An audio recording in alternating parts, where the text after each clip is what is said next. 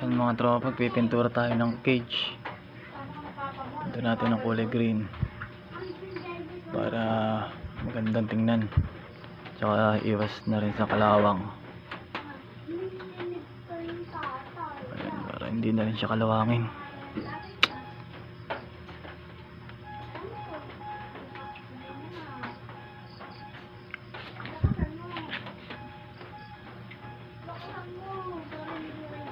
Nakahingi tayo ng pintura kanina sa ating foreman.